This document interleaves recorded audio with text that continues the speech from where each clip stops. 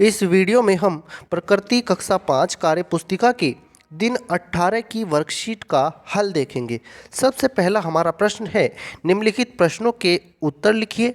नीचे दिए गए जल चक्र में सही शब्दों को चुनकर उचित बॉक्स में लिखिए। सबसे पहले तो आप इस शब्द का अर्थ समझ लीजिए, जल चक्र क्या होता है। देखिए, सबसे पहले मान लीजिए ये समुद्र है।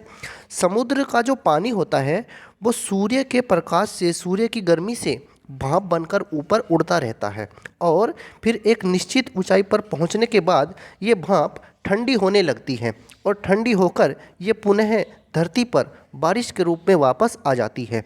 यानी कि सूर्य के प्रकाश से, सूर्य की गर्मी से पानी का भाप बनकर उड़ना और वापस उसी भाप का ठंडा होकर जल के रूप में वापस पृथ्वी पर आना, यही है जल चक्र। साधारण से शब्दों में हमने आपको बताया है जल चक्र। अब देखते हैं इस पर क्या प्रश्न यहाँ पर पूछे गए हैं। देखिए, ये यहाँ पर इन्होंने खाली बॉक्स छोड़े थे।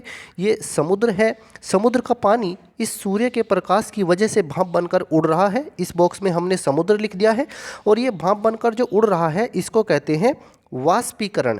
तो ये वाष्पीकरण हो रहा है। वाष्पीकरण के बाद अब ये जो भाप है ये ऊपर उड़कर जाएगी तो ये निर्माण करती है बादलों का। यहाँ पर बनेंगे बादल। अब बादलों में ये जो भाप पहुँच गई है ये ठंडी हो जाएगी और ठंडी होकर बूंदों का रूप धारण कर लेगी। इस क्रिया को हम कहेंगे संघनन। फिर होगा इसका संघनन। संघनन हो जाने के बाद अब ये जो है बूंदें नीचे टपकने लगती हैं, नीचे गिरने लगेंगी। इसको हम कहेंगे वर्षा। अब ये यहाँ पर सूरज है, तो ये इसमें खाली बॉक्स थे, ये हमने इनमें नाम लिख दिए हैं। अब बढ़ते हैं अपने दूसरे प्रश्न की तरफ। नीचे दिए गए चित्रों में जल चक्र के चरणों को दर्शाया गया है। आपको क्या करना है, यदि 2 जल चक्र का पहला चरण है तो बाकी को जल चक्र के सही चरणों में सजाइए। अब जल चक्र के सही चरणों में हमें सजाना है।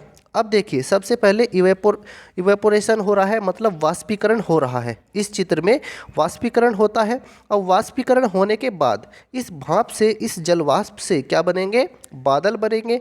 बादल बनने के बाद बारिश होगी। बारिश होने के बाद इस तरह से ये दिखाइए, यहाँ पर ये पानी बह रहा है।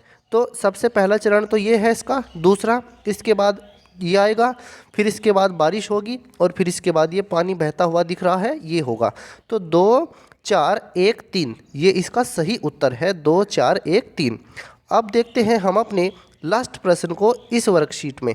यदि जल चक्र नहीं होता तो क्या क्या समस्याएं होती, अपनी कक्षा में चर्चा करके लिखिए। देखिए, अगर जल चक्र नहीं होता तो हमें बहुत सी समस्याओं का सामना करना पड़ता।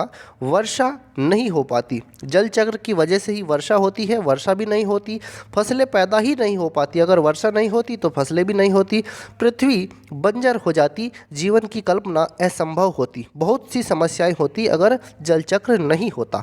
तो इस तरह से इस वीडियो में हमने दिन 18 की वर्कशीट का हल किया है। अगर आपको इस वीडियो में ज़रा भी कुछ सीखने को मिला है तो कृपया करके वीडियो को लाइक कीजिए, शेयर कीजिए और हमारे चैनल को सब्सक्राइब कीजिए। धन्यवाद।